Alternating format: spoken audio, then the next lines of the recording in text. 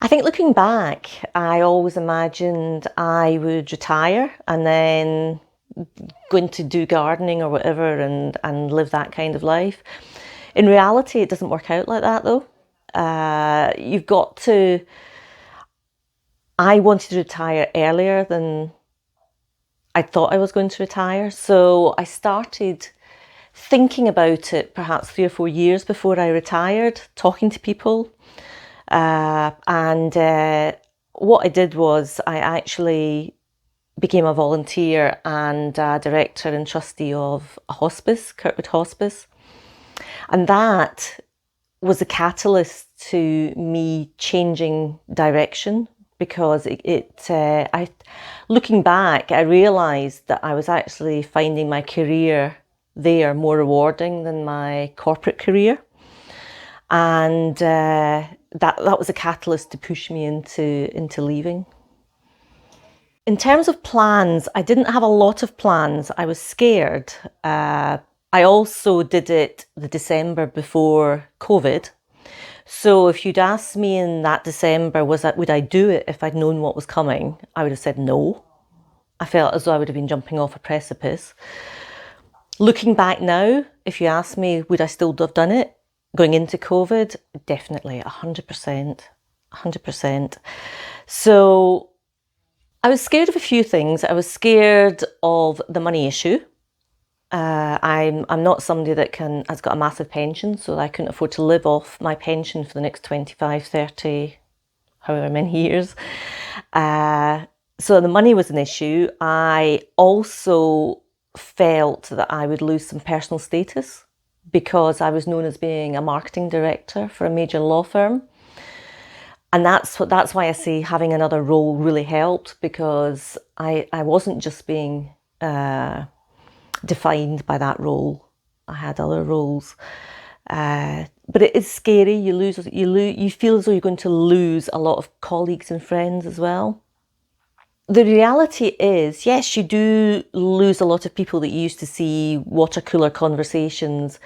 But actually, if you're really busy, you meet so many more people who are really interesting.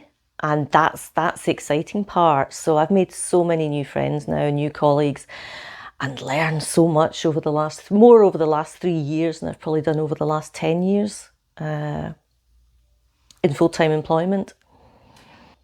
Well, the strategy really was to try and get as many voluntary directorships, trusteeships as possible, which are very much just like unpaid non-executive jobs, to give me some experience on that side.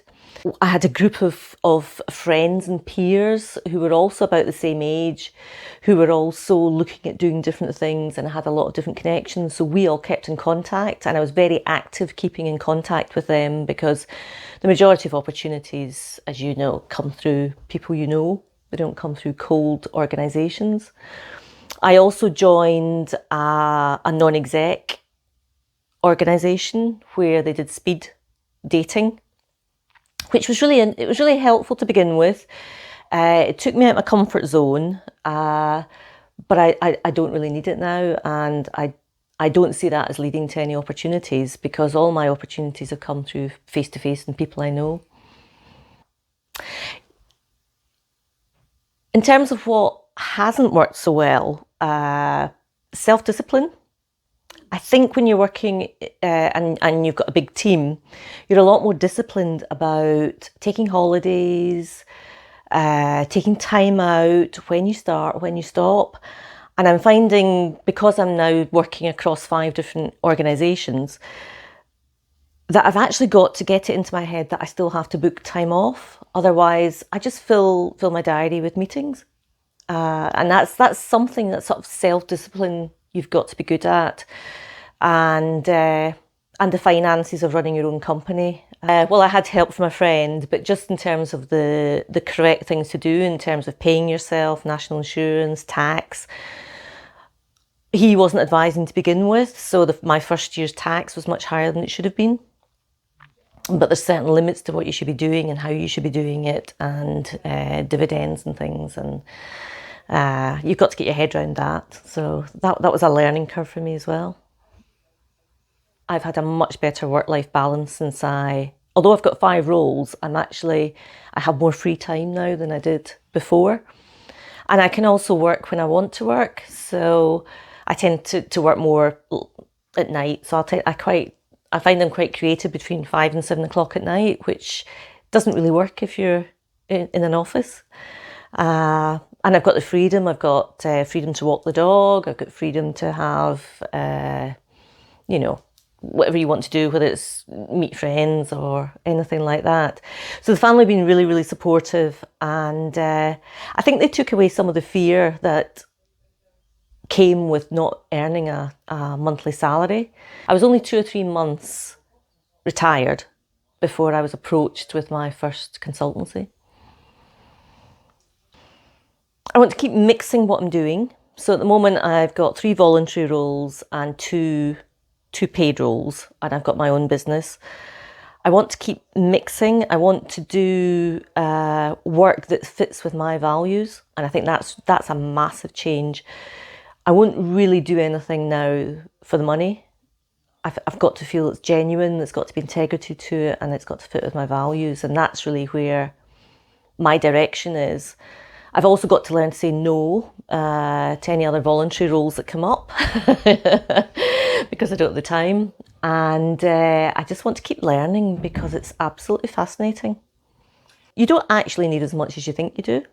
You do need a basic level of income coming in, but I'm astonished at how much less I can survive on when I'm not buying Starbucks every day and Pret sandwiches and clothing and suits and high heels and all these other things that you have in the office, and the petrol, of course. I don't have the travel.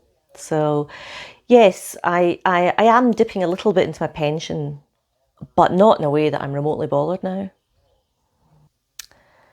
I'd like to say I would have done it earlier, but I think in reality it was probably the right time for me. I'd built up the experience. I had non-exec experience, so it was the right time for me. In terms of doing anything differently, I did approach it with the point of view that I wasn't going to set up my own business because I didn't really want to do a marketing consultancy. But the world doesn't work like that. And if you're employed to do work, you need to set up a company so that you can bill. So that was probably a bit naive. But yes, I just want to do more of what I'm doing. Really, honestly, I'm having a complete ball. I'm meeting so many people. It's so interesting. And I'm just loving it. And I just don't know what's around the corner next. But I'm up for it, whatever it is. I've probably got 3 tips. One is sort out your finances. It's not as scary as you think. If you've got a good financial advisor, they will actually tell you don't need as much money as you think you do.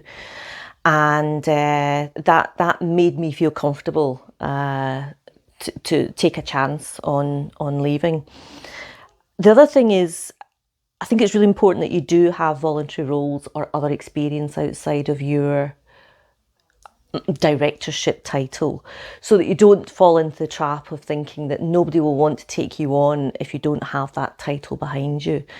You're not defined by your title, you're defined by all the different things you do. So I would say that would give you the confidence to leave and the confidence to go out there and feel as though you're not going to be losing a lot and lose status, because I think that's a myth, but it stops a lot of people from moving forward. And the third thing is start preparing a non-exec CV early. It takes a long time, and you'll find that you have gaps, and you can fill the gaps with your voluntary and other trustee experience. And if you bounce your CV off lots of people, it's painful, but eventually it'll come out with a CV that really can move you forward and explain what you can offer in terms of value.